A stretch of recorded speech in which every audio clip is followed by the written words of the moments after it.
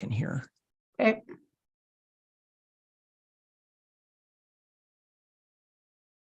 Wow, already live streaming. How do you like that? Boy, that didn't take very long at all.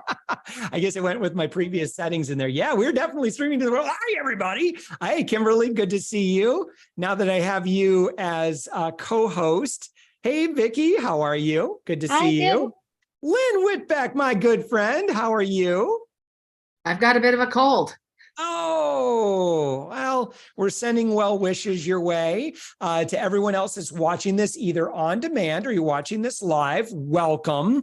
All right. So here's the deal. If you're watching this on the socials, we're so grateful to have you, but the real fun is in Zoom. Now, to get to join us in Zoom. You may see the Zoom link in however, if you're watching on Facebook or whatever, you might find that link handy. The best way to do that is just go to upmyinfluence.com/free class, all one word. And when you go there, we'll give you the Zoom link. So just head to there, join us in Zoom. And here's the thing, if you're in business for yourself and you don't mind sharing your success and wisdom with our audience of over 100,000 on the socials, when you're in Zoom, you'll have that opportunity. If you're just watching passively in the socials, I won't be able to call on you. I won't be able to pull up your website, that sort of thing. And guess what? Kimberly, Lynn, hey, welcome everybody, by the way, everybody else, Angelique, and see, we got Robert, we got Nita, good to see you. Here comes Tanya, I see Pedro, and of course, everybody's note taker bots,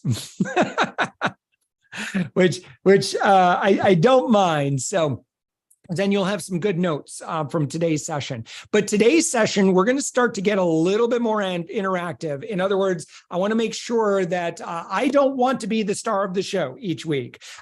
This is intending to allow other people to share the spotlight, the showcase, because in this week, if you haven't watched week number 1, I laid a lot of foundation. In other words, so if you're watching the on-demand version, you're only kind of coming in the second chapter. The first chapter is kind of mandatory because I lay down a lot of foundation that's really critical to why is Josh talking about this, or why are we going to, and today we're going to be talking about authority indicators, because we talked about last week. And by the way, if you're in Zoom, please come out on video as soon as you're able to, because I promise it's going to be worth it. If you got a kitty cat with you, like Lynn does, would love to know in the chat window in Zoom, or to those who are chatting, I'd love to give a pet shout out. So in the chat, in the Zoom, let us know who your kitty cat or your doggy is, or any other pets, animals that you got handy. And we'd love to give them a shout out and say hi to them. Thank you for being so loving. Thank you for being amongst the family. We got Ollie and Flint. Hi guys, those are the pups. Tarchy Cat, am I saying that right, Lynn? It's Tarky Cat. It's Cat. Plutarch. Oh, right. And I call him Tarky. Okay. Plutarch from Hunger Games, or just ancient Greek historian, the 100 BC or 80. That one. Yes, yeah. Yes. The OG Plutarch. Okay. Excellent. Excellent.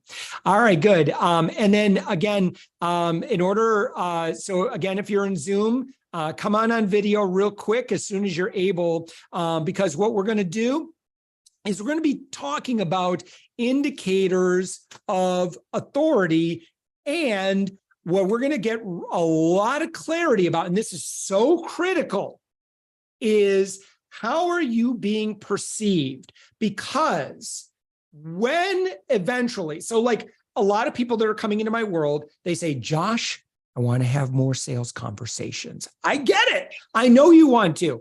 Now, there is a huge range. If we're talking about, we're having a sales conversation, someone's coming on and they're talking about how you can help me or how we could do business together. This is ultimately what you want. Now, boy, I'm getting right into it, aren't I? We had a little chit chat about the kitty cats and stuff like that, but we're launching right into this. Okay. It is so critical that you know what your people are seeing, what they're thinking about you, because it is going to dramatically impact when you eventually have a conversation, whether that's in person, where it's on Zoom, whether you're engaging in conversation and direct message, if someone's clicking on your ad and that sort of thing. They are already coming in with biases. Here's how people buy today, okay? If you think that you could just throw an ad and a landing page and a sales funnel at somebody and then eventually offer some opportunity to buy something from you for a few $100s and all your wildest dreams are going to come true, guess again, that ain't how people buy today. All right, Lynn, I want to ask your opinion on this because I think you know where I'm going with this. How do people, from your perspective and in the chat window, thank you, Robert, got your message there. How do your customers buy today? And it's really important. This is good because this is going to be your homework. And I'm right at the get-go. I'm telling you what the homework is. By the way, I gave you homework last week. We're going to be talking about that today. So hopefully you did your homework for week 2. Otherwise, you won't get as much value. Remember, learned knowledge is very valuable. Wonderful to get that. But if you don't do anything with it, if you're not applying it, if you're not getting activity knowledge out of this, and you're not doing the work, I'm not giving as much value. And if you're going to spend the time with me, I just want to make sure that, again, I'm impacting your life in a positive way. Sometimes when you do things for free, people don't take it as seriously, but that doesn't mean you don't have to. You can take this very seriously. So just want to throw that out there. All right, Lynn, I want to talk about the customer journey. And by the way, Lynn, I'd love for you to just really quick, and thank you for being my partner in crime on these live streams. But Lynn, just would you mind sharing your website, of course, in the chat afterwards, but would you mind also just kind of telling us maybe a little 30-second about kind of the work you do, who you serve, how you serve them. And then I would love for you to, even though you have a cold, thank you so much for playing along. But, this idea of early buyer journey impressions. Yeah, thank you, Josh. So business owners and entrepreneurs hire me to ignite winning sales because most are chasing down leads, lack client retention, conversion, and profits. My business is sales consulting. I help my clients put together their sales strategy to get more clients, to get more business. And we do that with the core foundation of thinking like your client, then identifying your ideal client avatar and your market segments, your client journey that you need to give them a delightful client journey every step of the way. So at the end, you can earn those golden referrals and warm introductions and raving fans. And then finally, you do all of this with worthy intent. And what I mean by that is your approach is that you truly want to help and serve your clients, that you're going to impact them personally, their business, their life, their team members, their community. And when you come from that space, that authentic, genuine space, people can tell. All of us have really high BS meters. So I want to just put that out there. And yeah, wait a minute. Raise your hand or give me a thumbs up in the comments below if you feel like you have some degree of BS detector. Like you can tell when someone's like, you can tell especially, let me ask it this way, Lynn, because I think you're going to love this question. If you are ever in what clearly you are starting to feels like a sales conversation, and you can tell when the other person cares more about what's in it for them than they do about your outcome, who can sniff that a mile away or even like a couple inches away? Like we all can. In the comment below, what does that smell like? Not good. So I think that's one of the most important things. When you do increase your authority and your level of expertise, I actually did my homework. I was looking for it, but I left it in the other room because I actually wanted to focus on it away from the computer and away from the distractions. And I reviewed it just before the meeting today. So Pacific Coast, I just had my lunch. But I think that that's the most important part of this, is that people get to see who you are. They get a sense of who you are. So when you're a guest on a podcast, when you have your own show, when you are a speaker, whether on live or virtual, people, you're doing Facebook Lives, they get a sense of who you are. And your vibe attracts your tribe. And that is going to bring people in just naturally. And of course, with your authority and your influence increased, you actually have more access to more audiences and greater reach. So at the end of the day, what Josh does is enable you to increase that authority and influence so that you have people literally knocking on your door, wanting you to speak, wanting you to come and present to their private groups. I had a call this morning that somebody had reached out to me on LinkedIn and wanted me to speak on their upcoming summit. Had a 20-minute call.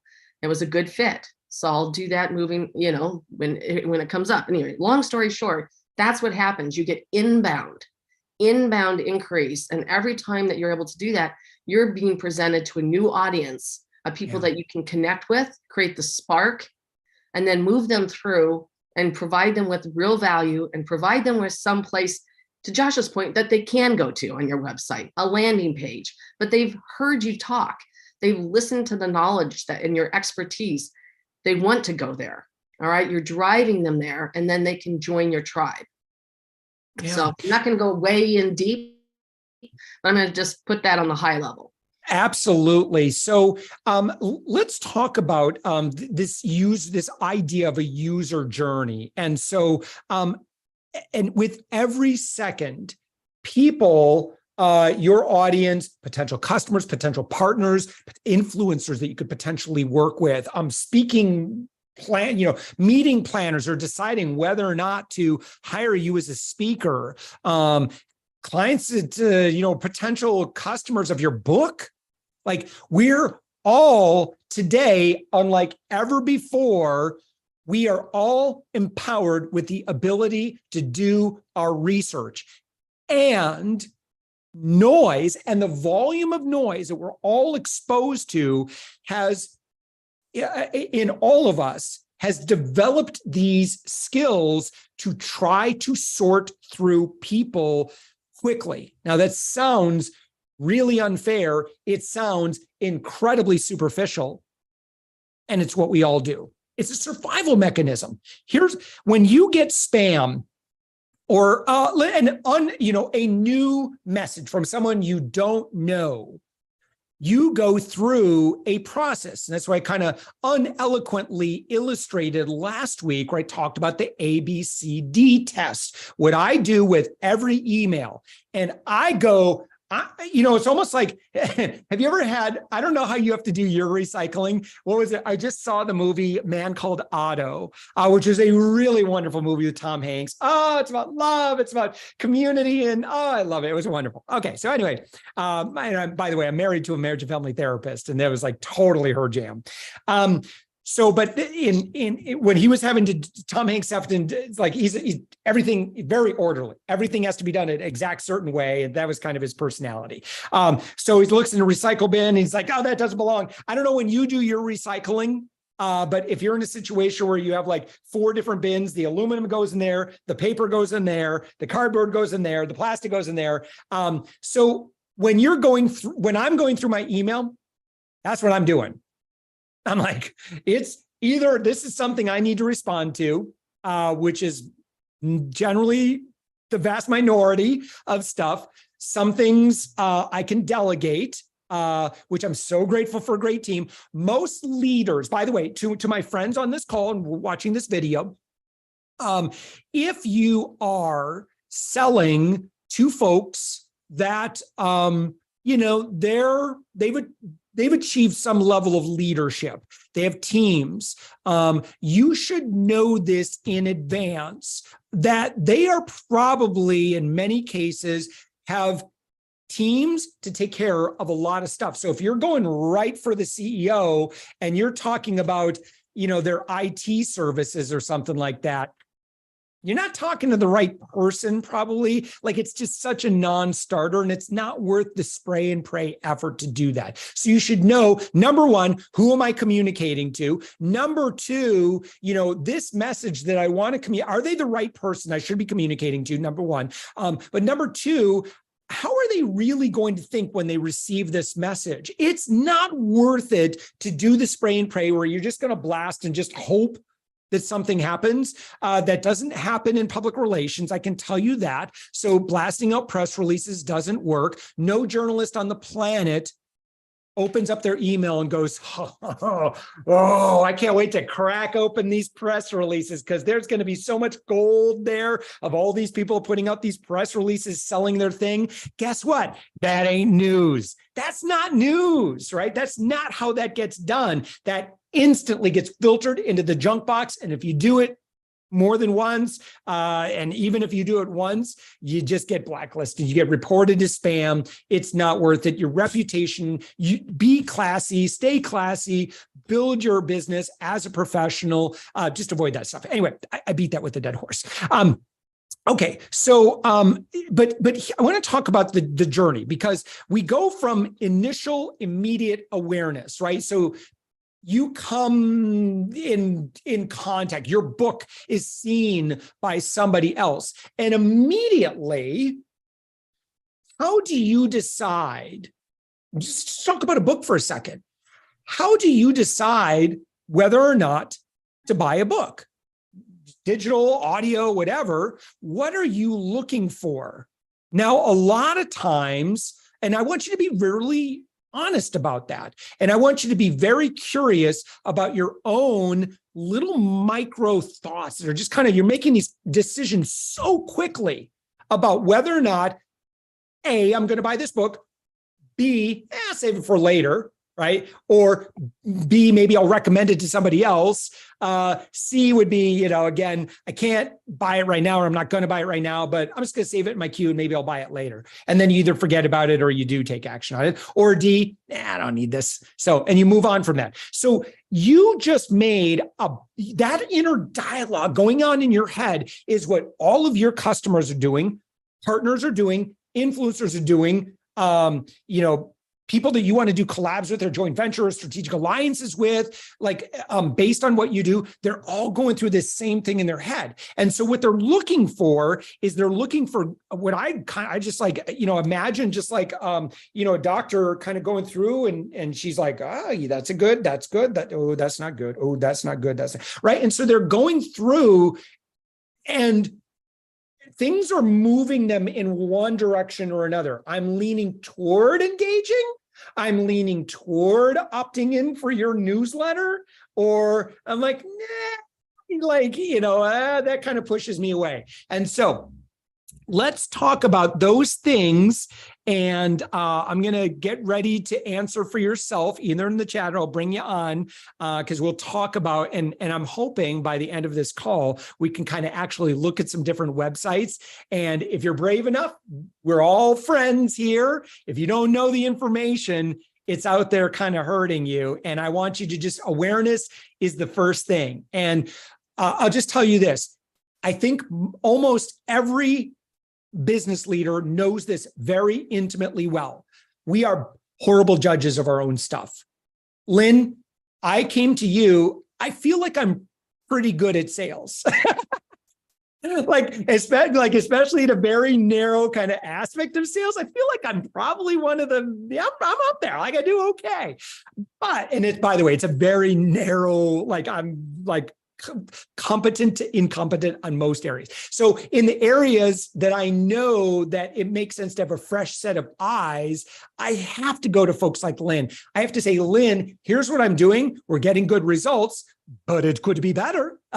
And so most leaders make those investments in ourselves. So one thing that's really important to do in all of this work, because I'm going to fill up your brain with oh, I need to check that out. Oh, I need to check that. We're going to talk about how to get better data, because a lot of times I see this, and boy, I'm meandering a bit, but boy, this is fun. So a lot of times we might have a brainstorm for a project or a product that we want to offer the market. And so we say, well, I'm going to validate this. And what do we do for validation? Well, do we really want honest validation, or do we just want people to, kind of do one of these numbers? I believe that if I were to ask a question on Facebook and I were to say, it's always been my dream to start a food truck, and I'm really excited about it, and I really like blah, blah, blah, blah, and I've already got the colors picked out and blah, blah, blah, blah. What do you guys think? What do you think? What kind of information, what kind of responses do you think I'm going to get with that kind of a question? What do you think? In the chat window, or if you, it's really important that we get accurate and good data. And this is why it might be valuable to hire a coach consultant at some point in your life, somebody like that can solve this. But if you ask questions and really what you're looking for is confirmation, which how many of us love confirmation bias? As a business adult, it's really, really critical that we have to be cool with the accurate response, right? Because people are giving you accurate responses every day, every minute of every day, but they probably are not telling you what they're thinking. They're not telling you that inner dialogue of why they decided not to buy your book, or why not to engage you with your services. And some of this stuff doesn't have anything to do with you. I would imagine probably a majority of it has nothing to do with you, maybe. But we have to get that data. So the problem with, the problem with what I was talking about earlier is if you ask a question, you presuppose the answers, in that silly illustration, what I just did, people already know that they don't want to hurt your feelings. So it's really important that we have friends that can give us honest answer, and even better, unbiased potential customers, like real market validation. Okay, because we are going to need to get honest pictures of like where we are and how we're showing up in the world. Okay, so last week we talked about authority, and I want to, again, we're going to get into how we're showing up in that. But I gave you the assignment, and that assignment was, and this is where I'm going to now be able to get a drink of water because I get to take a pause in talking. What would happen in your life if you had 10 times the authority in your business or in your industry or professionally? How would your life be different if you had 10 times the authority? Like, seriously, I could just wave my wand and poof, as soon as you jump off this call, if you leave early, by the way, you don't get the full spell. You have to stay for the full call. You have to stay for the full training, and then you get it. So walking out of, away from your computer or whatever, right? Everyone just treats you as if you have 10 times the authority. How is your life different?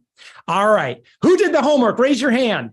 Who thought about this? All right, Lynn, I know you did. I'm going to go to Vicky. Can you unmute? I'd love for you to, first off, tell us what you do, and then talk about, maybe this idea of like where we are. And by the way, I am nowhere near a 10 in my space. I'm like, I'm a number somewhere in there, but I'm just doing my thing. But Vicky, tell us what you do and how might your life be impacted if people just felt like, oh yeah, you 10 times the authority that you currently do. Yeah, well, to start off, I am an on-call business wing woman to founders. And essentially what that means is anything operations, I am there to support the founders so that they can minimize their distractions of figuring out how to run their business. And they look to me to do that so they can focus on the creative vision. And so I essentially give them the how, and they give me the why and the what. And so when I was doing this homework assignment, what I found that was really interesting is that my day-to-day life would not change very much with the amount of authority that I have in my industry, because I would live the same exact way. However, what would be heavily impacted is my business. And I feel like having more authority in my industry would have that built-in trust so Yeah. that I could gain more clients and scale the business.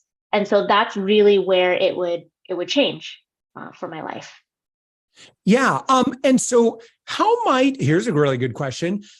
What are some indicators? Here's a word I'm going to be using a little bit here today. What are the indicators that people might look for you doing what you do that would indicate to them that you are, at this supreme higher level of authority in your work? Well, as someone who is really big on systems and processes, I would say seeing the result. So in order for me to communicate my results to a larger audience, they would see the credibility there. And so by having a bigger platform, more people would see the results that I'm able to give.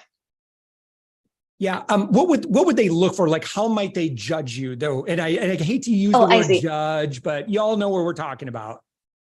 Like, what kind of stuff might they? So here's what happens, right? So what consumers do today is they have the internet. Guess what? They can all do a Google search on you. Here's a fun assignment. You don't have to do this right now. In fact, you might not want to, but you're one of your homework, Angelique, here we go. I know you're asking about homework. So homework number 1, do a Google search on your name. Or if you have a very common name, then they'd probably throw in this word or that word in addition to try to find you. This is going to be homework number 1. And I call this, this is your vanity search result. What do people see? And it's really important that we know what Google says about us, because that's what your potential clients are doing. This is one of the things, not necessarily the first thing they do, but it's one of the things that they will do, especially for my friends that provide professional services or engagement with you is, we're not talking about a $19 thing here. We're talking, where they're going to be paying you many thousands of dollars or above. They're going to check you out. Your audience is going to check you out. People that you're asking to partner with, they're going to check you out.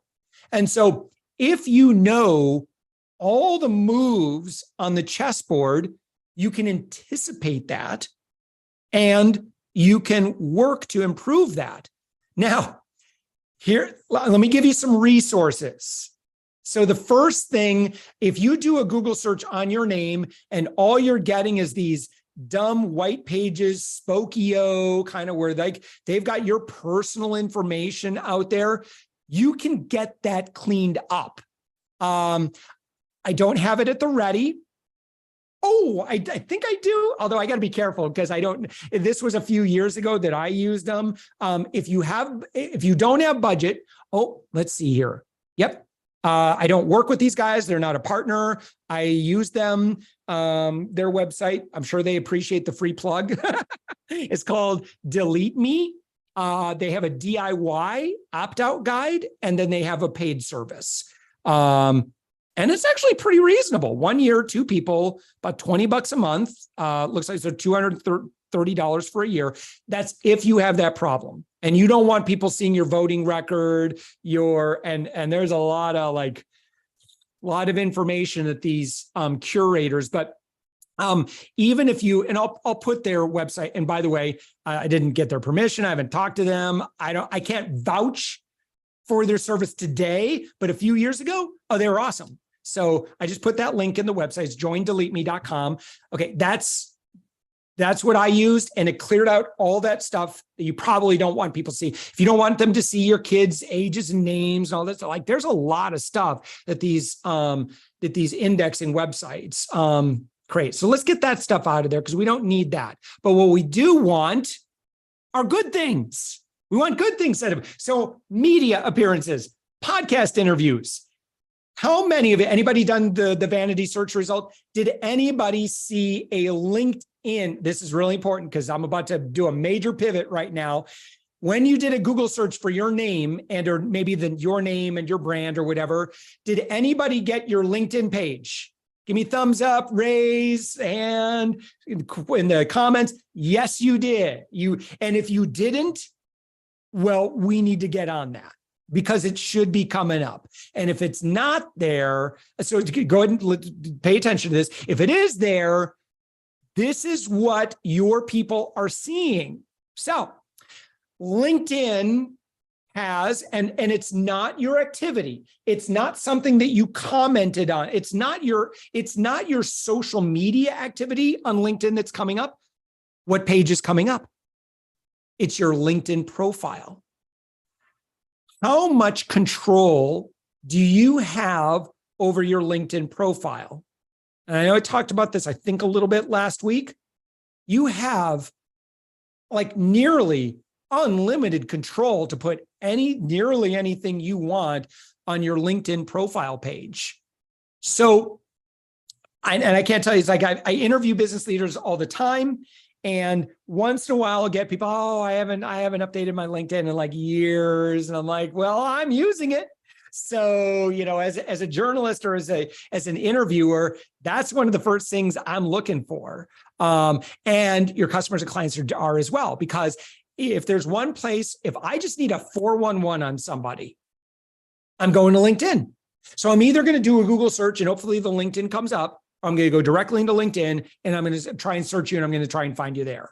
And so because of that, we want to pay special attention. And again, if you're in business you might say, Josh, I'm not really a LinkedIn person. I'm more of an Instagram or TikTok person. That's cool. I believe you, but that doesn't mean that people aren't going to use Google. Or if you're a business professional and you have a business or joint venture opportunity or partnership opportunity, that's going to come up for them. Not everybody that you work or engage with is going to be in, your preferred social media platform, right? So we need to head them off at the pass. This is about knowing all of the moves on the chessboard and anticipating that and working to solve that. So let me do this. Let me share my screen here. And for kicks, by the way, I'm not saying mine is perfect, but mine's all right. If you do a search, let me share my screen here. And this is completely not. Okay, so here I am. I'm going to go to Josh Elledge. And I see some stuff. Now, other people won't see this stuff here, but I do see number one search result is my LinkedIn profile. That's because I've optimized it. Like I've spent some time on this. And so that's good. I want that to come up number one. Number two is my press kit.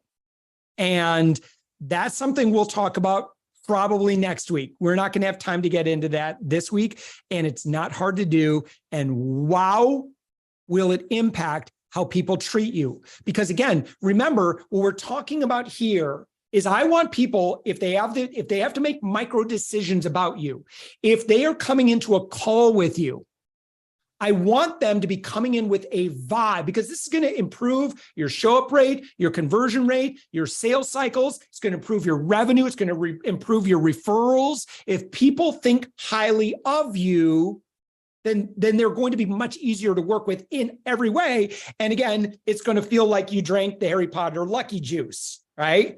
So, all right. So, what was I going to say? Oh, yeah.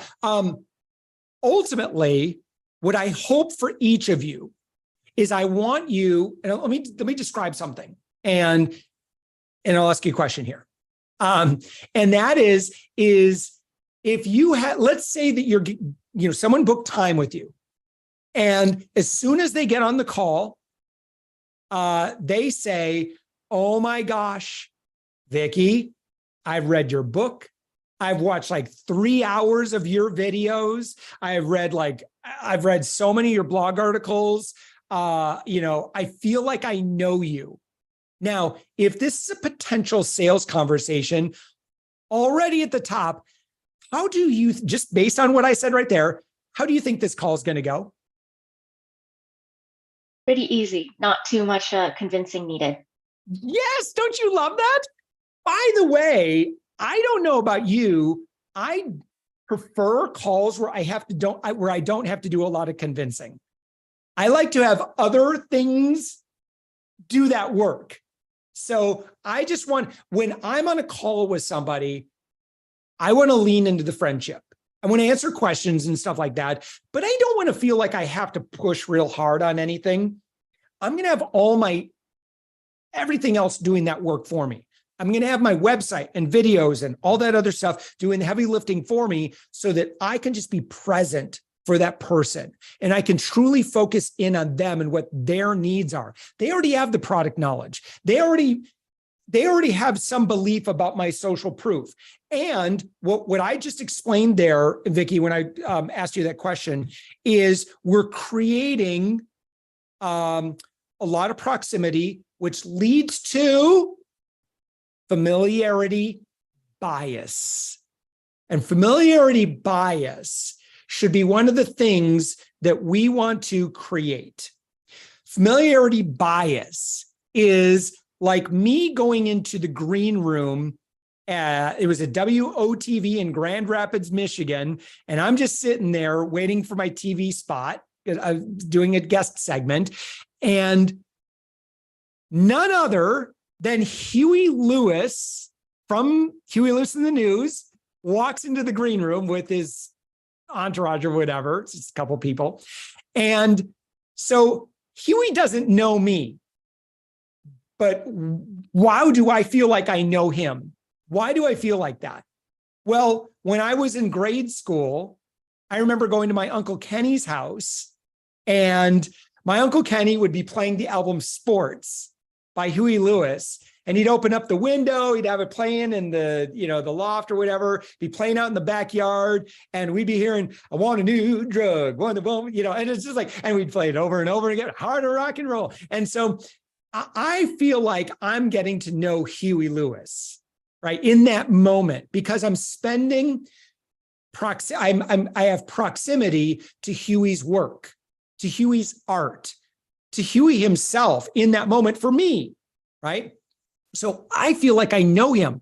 So when he walks in, it's like when we go up to celebrities and we're all like, we start fangirling, right? It's because we know them way more than they know us. So I had to try very, very hard in that moment to not flash back to, my Uncle Kenny's backyard. And I wanted to, but it wasn't very difficult for me to instantly smile when Huey comes in the room. Similarly, this is what I want people to do when they come into the room with you. Or, it's like, for example, on the ABCD test in email, think of the highest authority person in your industry right now. Who is that? Who might that be? Or just someone that you really respect, that you think is doing amazing thought leadership work in your space or your industry. Maybe you've read all their stuff. Maybe you've watched all their stuff. And they send you a personal email. And you could tell this is not a newsletter thing. Like, this person is actually emailing me. Are you going to delete and spam that email? You're not going to do that. You're probably not even going to delegate it. You're probably not going to save it for later. Like, if this is truly like some like A-lister that's reaching out and wanting to connect with you, you are probably going to, stop what you're doing because you're about, right? You're going to respond to that email right away. Why? Because you value this person and you feel like you know them.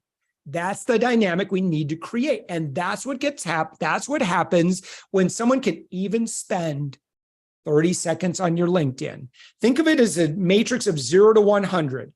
And every time you can add a few more numbers on that, you are improving the likelihood of positive outcomes no matter what the opportunity is to engage. So people will largely follow your lead.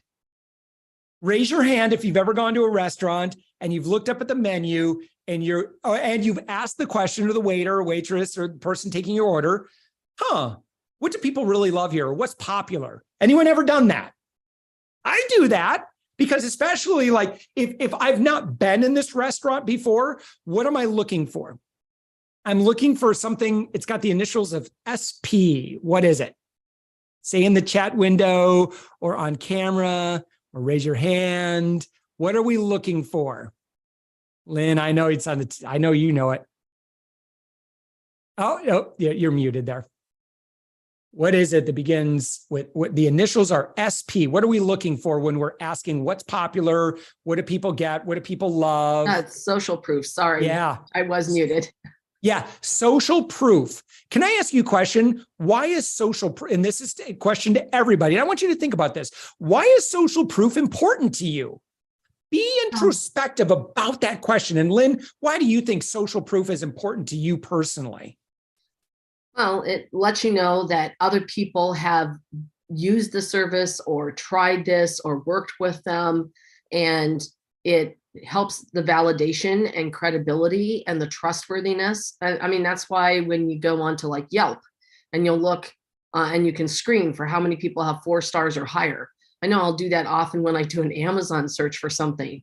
And I have no idea, I'm not buying a specific brand. I don't know that I want to buy duct tape brand or something.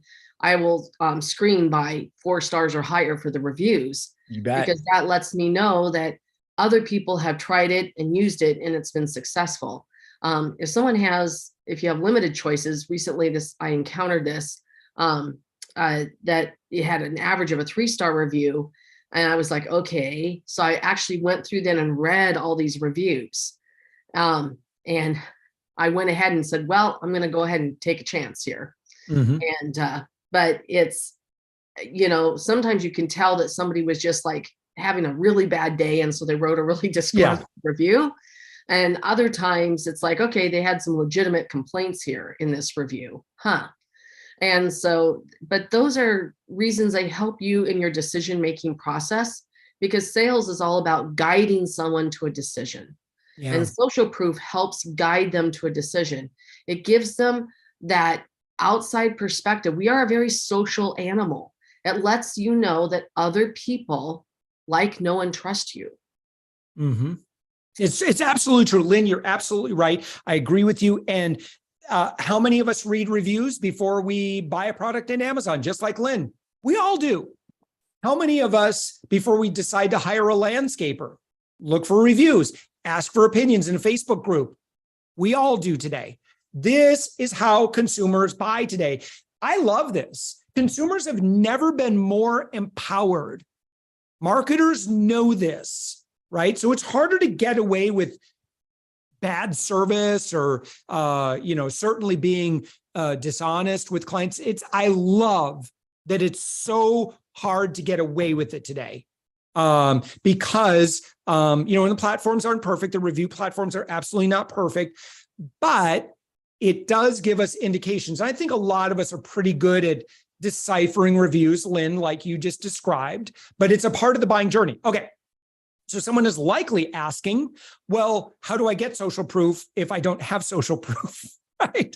So you are going to need to actively, you might have to, I don't want to say seed the tip jar because that usually implies that you're putting your own money in there. That's not what you're doing. But you are going to have to it's like when a band, let's take a local band, right, I was just watching a bunch of YouTube videos about how to, I don't know, I went and saw, my wife and I have gone and seen lots of tribute bands lately. Depeche Mode, The Cure, The Cult, Green Day, No Doubt, Journey. Of course, we've seen tons of Beatles tribute bands. And so I was really interested in the business model of being in a tribute band. And one of the things you absolutely have to do at the beginning is you need to invite all of your family and friends. And they're not necessarily going to come to every show, but you can get them to come to one show. And if you can get a family or friend. So by the way, if you are asking for something as valuable to you as a review, resist the urge to spam all your friends and family with like a one email newsletter blast. This is way more valuable to you than just sending a one-to-many kind of message. again, people are just going to well, I don't have to do it. And if I don't do it, I'm probably not going to take any heat for it. Even friends will think that same thing. So the better thing to do is what do you think the difference is between 0 positive reviews, 0 reviews at all, and 10 positive reviews? Well, the difference can be really stark. Remember when we were talking about, you were just trying to get you from, a low number to a high number. If we're going from 0 to 100 in authority, your social proof is an authority indicator. It's a big one. It's a very important one. So here's what you're going to have to do. And I'm sorry if you don't like the sound of this, but it's just part of being in business for yourself. You are going to need to if you don't have a lot of reviews right now, you are going to need to personally talk to or personally message somebody, and you're going to have to ask them for a favor. And you're going to have to do that a bunch of times. And about 40% of the time, they will probably do it. So, and I don't want to get, we have some numbers on it. You're just going to ask that people are busy. You're asking for a favor. It really is. And you need to acknowledge this is a favor. I'm just getting started. I just launched my book. Listen, I will gift you a copy of the book if you'd be willing to, maybe, kind of flip through it. And if you wouldn't mind. Now, you got to make it as easy as possible for them as well. So you might give them examples. You might, kind of type out a bunch of review templates or whatever. The easier you can make it for people, the better. But this is what everybody does. Or they spend big money, for companies to kind of help with their reputation management to do this work. If you don't have big money, then you're going to need to do this work yourself. I wouldn't try to cheap out on this. Treat these people like gold, because these are your advocates. So the local band or the tribute band, they're going to get all their family and friends to show up. And then the smart marketers who do this work, they are going to document the heck out of that show. They are going to just pay the money and get a photographer and get a videographer and get, someone who's agreed to these are just investments that it's going to take. You got to get the glam squad there. And you're either going to have to call in friends and family and favors to get that work done, or you're going to have to pay for it, or you're going to, but you're going to have to if you don't do the work, it's a huge missed opportunity. If you do the work, then all your work moving forward gets a lot easier. And that's the whole name of the game. By the end of this 4 weeks, you will have a clear path on how to make sales easy for the rest of your life, where we can get to look at your list of what would happen if you had 10 times the authority in your life. That's what we're moving toward. This is all a part of this. So that's all part of, on that note, with photography, I'm going to give you another resource. And that is, we talked about your LinkedIn profile. And on your LinkedIn profile and all of your other social media profiles, perhaps your email signature, I hope it's on your website, you are going to have something that follows you everywhere. It is part of one of the first things that people are going to look at. Who can guess what I'm talking about? It is something that you can make a little bit of investment and people are instantly going to look at it and they are instantly going to make a lot of judgments about you based on this thing. Who can guess what I'm talking about? Either put it in the chat window, speaker profile. That's a really good guess. And this would be included in that. Janet Rich Pittman got it. Oh, Eddie Hill, good guess. Title. All right, that's a good one. Being thoughtful about what your title is pretty important. But Janet Rich Pittman, I'm going to call you got it right. It's your profile photo. So let's go and let's look at, so here's my LinkedIn. Here's a little bit of, this is going to get a little bit inception right here. Here's all you guys on my LinkedIn profile. When I'm live streaming to LinkedIn, because I have a LinkedIn live streaming thing or whatever that I got approved for, it now live streams my live stream on my actual LinkedIn profile. Look at that. Okay, now if I keep this on here for a few minutes, you know what it's going to look like? But what I really wanted to do is I wanted to grab this photo, okay? Because this photo scores okay. I want to show you a website. And that website, again, I don't have a relationship with these guys, but it's Photo Feeler. And so well, here's my tests. So here's 3 photos, and you've got business, dating, or there's another one. So I'm a little embarrassed right now because you're like, Josh, you've been married for 20. I'm not dating. I'm not dating. But there's some info that you get on the dating profile that's kind of fun to know. So that's why I put that on there. Okay, what you need to know how your profile photo scores with your customers, because they're going to make that judgment about you, and then they're going to be out of your life because there's something that you're not conveying. So if I go into my business one right here, this was my last photo. And by the way, my current photo, I'm actually going to replace this because it didn't score as high as this one. This one scores very well. This is pretty incredible. So Photo Feeler is another freemium type tool. If you pay like $20, you get really good data pretty quickly. You get great feedback on this. If you only have like 10 votes, that's probably not good data. If you get, so you can earn credits by going and voting on other photos, and then you can also leave them feedback as well. So I think I just paid like $40 and I got like 100 credits or something like that. Now you start to get pretty good data. In the business profile, you'll get competent, likable, influential, right? And so on that, then you can use that to give that to your photographer. So if you're willing to invest a couple $100, hire a local photographer, it might be many hundreds of dollars. So you have to decide what's within your budget. Most photographers who are good at what they do are worth their weight in gold. And I would say of the things that you would invest your money on, that's probably one that's pretty important, because where does your headshot show up today? Shows up everywhere. And so are people making judgments about you based on your headshot? They are. Is it right?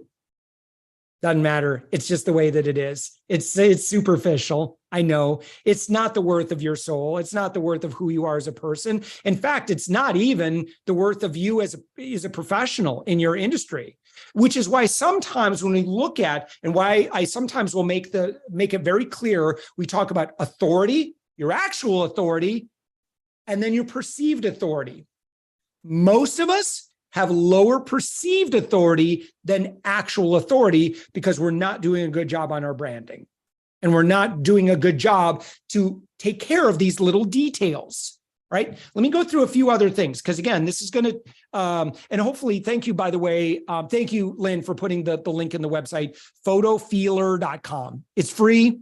And again, you can pay them a few bucks to get more, but everyone should at least go and get some free testing on your photo. And again, these are anonymous. Like, again, if you have to be cool with that information. You might be uncomfortable with the information, but again, just like we were talking about the food truck earlier and asking your friends, it's my dream, what do you think? Everyone's gonna be like, oh yeah, you go for it, you follow your dreams. We don't want that data. That's bad data. That data does not help us. It might make us feel good, but we have to know the real answers so that we can adjust, because again, we want to know every move on the chessboard so we can anticipate that. And what do we want? We want people getting on calls and people buying and people saying, yes, yes, yes, I want to move forward to you. Again, you're adding points to it so that your appropriate authority will get you the results that you want, and you will feel like you had the lucky juice. So this is a huge part. I know sometimes a lot of folks want to skip right to lead gen. That would be a huge disservice. You know why? If I were to say, week 1, I'm just going to give you a bunch of lead gen tactics, it would be so miserable for you, because it would be like us taking a client, and Kimberly, I know you're on all my onboarding calls, and Kimberly, there are times when we have someone on the call. As a matter of fact, I actually don't even invite, you're probably not on most of these calls, but there are times when we're looking at some of their branding stuff. As a matter of fact, we had like a really awesome success. And like, there was some branding issue. There was some serious issues on the branding. I have to point that out. Because if you start now having, or you're certainly making any kind of investments in creating more opportunities, but everyone's kind of coming in and going, ew, like then we're wasting opportunity. Or you're having conversations and people keep saying no to you, and it's not your fault. It's just they can't get out of their own head based on, and this is one thing we do when it comes to biases. This is fascinating. And I only have a few minutes left. Did I say I was going to do a bunch of Q&A, a bunch of interactive stuff? I am sorry, by the way. I promise I promise. Listen, we got 2 more weeks. I'm nearly said about everything I possibly have to say. All right. But I got to say this. I got to say this last thing. All right. Here's a fascinating thing about this kind of bias that we're talking about. Oftentimes, people will make snap judgments about you based on those very early indicators. And then what we do is we look for evidence to support, I'm such an intuitive person. I instantly know, like the way I'm just verbalizing this, it sounds a little silly, but we all do it. So we develop an idea about someone. That's a bad person. Like we're watching a reality TV show. I don't like them. Right. And then we look for evidence to support our initial bias for or against somebody. And by the way, if someone's seeing those initial indicators and they're developing a positive bias for you, now they're looking for more evidence to support their positive bias of you. So these easy window dressing things, the curb appeal to your online presence, are easy fixes, relatively speaking, and are so critical to the entire user journey for the person that when we start talking about how to really activate and get you talking with more people, I don't want you to be super frustrated because now everybody seems to be saying no at you. Before it was just nobody saying anything. I would, in some ways, I mean, you may get good feedback or good market feedback or whatever by having those conversations, but it's not fair to you because people are making judgments on things that are probably pretty easy to fix. Again, most of us have lower perceived authority than we actually have authority. Most of you guys are awesome at what you do, but we need to do a little bit of work to clear that. And by the way, if you're thinking like, Josh, this is too much work, I'm never going to be able to get this done. It's okay. It doesn't all have to be done. You don't have to have your LinkedIn all completely perfect and flawless today. But over time, I want you to think of it like building a really good improv scene. If anyone's ever done like improv comedy, you build a scene brick by brick. Rome wasn't built in a day. Neither was your online presence. Neither is your authority. You're going to constantly be working on it. Okay. But, oh man, that's a lot of words that I said today. Okay, here's the deal. We had Angelique or Kimberly. I know I've given at least 1 or 2 feedback things. I've given some resources, right? So I know one of them was Photo Feeler. I'm going to work my way back. The other one, your Google vanity search results. And if it's including a lot of personal information, and you don't like that, go do the DIY guide at joindeleteme.com. Or if you got some budget, then just pay them to do it. It works. What else? What else did I talk about? Your LinkedIn profile. Start looking at other LinkedIn think about, here's assignment number 3. I want you to go find 10 high authority leaders in your industry and space and go look at their LinkedIn profile and make notes. And that's all you got to do. And then that's step 1 of that, right? And then you're done. Just find 10 high profile people, the 10 greatest leaders in your industry, go look at their LinkedIn profile and take notes about what they're doing. Can you guess what part 2 of that assignment is going to be? Go be a copycat. Don't copy their language. Don't copy, make it, put it all in your own language. You're all in your own words or whatever, but you should start to learn, because if these guys and gals are successful and they probably take their branding pretty seriously and their image and their so forth, but look at their cover photo. Go look at their headshot. Go look at their title, their bio, their about me section, their history and stuff like some things. Hey, you're two different people. Not everybody's looking for them. Some people are going to resonate way more with you. So again, but success does leave clues. And so in your research, you're going to find some things that I think are going to be pretty eye-opening, especially when you start to look across many profiles. You're going to start to see patterns emerging. And those patterns are what you should pay attention to, especially. And then once you max out your LinkedIn profile, give it a good 30, 60 days, and Google will take notice of it. Might be longer, but I think it's pretty quick. And you'll see your LinkedIn profile ranking go up, even if you are competing against a bunch of other Vickies out there, Victoria's out there, which answer to your question, Victoria. Yeah, sometimes you're just going to have to play with your title. What are you going to be known for? What is it's, your first last name, and then just like a word that always goes along with it or whatever. And that's part of your brand to stand out if you have a very common name. By the way, if you saw like my Google search results, you'll see that there's one other Josh Elledge that thankfully got kicked out before the first episode of The Bachelorette, because that guy ruined all my vanity search results for a little bit of a season. I was like, I'm the only Josh Elledge on the planet, and then he came along. It's like, no. So that's okay. Clearly I was not on The Bachelorette. So, all right. Next week, Thursday is going to be a lot of fun. Thank you guys. This was a monologue and also I think a bit of a fire hose. So if you're like, that was a lot there. This recording will be in our Facebook group. Just search for the one word, Up My Influence. Go search, go watch it there. That's where the archive will be. It'll also be I think on our YouTube channel as well. Go watch it in the Facebook group, because then you can comment on there and I'll see that for sure. Next week, I've laid, again, I've given you a lot of stuff to work on.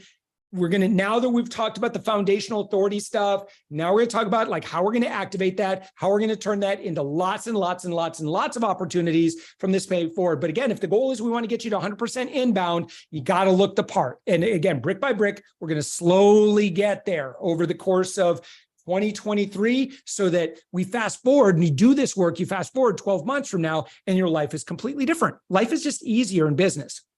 And you deserve to have an easy business experience. Okay, Lynn, any final parting thoughts, my friend, before we close up today? Oh, it's a great show, Josh. Thank you so much. Yes. The Josh and Lynn and Kimberly and Ivan and Angelique and Victoria and Suzanne and Arthur and Patricia and Joy show and everybody else and Sonia and everybody else. Thank you guys so much for tuning in. I got a lot more to go. I'm going to give you a lot of great stuff. We'll see you next week, Wednesday, 4 p.m. Eastern. Make sure you've registered at upmyinfluence.com/free class. Nothing for sale, only service. I'm here to help you out. And also, I'm going to do a dedicated, Kimberly, hold me to this. You promise? You promise? Okay. Yes. We're going to do a dedicated, Josh ain't saying boo until we do our Q&A session. We're going to do a Q&A session right at the beginning, and then we'll get into prepared stuff if I have them. But I want to make sure we're going to start right at the top. Bring your questions. We've gone over a lot of stuff. You probably have some challenges, questions, or whatever. Bring all those questions. We're going to address them in real time. We're going to have the opportunity to promote you a lot more on the live stream as well. So apologize that we didn't get to everything that I want to get to. Man, so many important things I got to share and so little time to do it. 4 hours is just not long enough. So, all right. Thank you, everybody. Ivan, I appreciate you. Angelique, Victoria, Suzanne, Kimberly, Lynn. Thank you so much for being on video. Appreciate you guys. Have a wonderful rest of the day, rest of the week. We'll see you next week.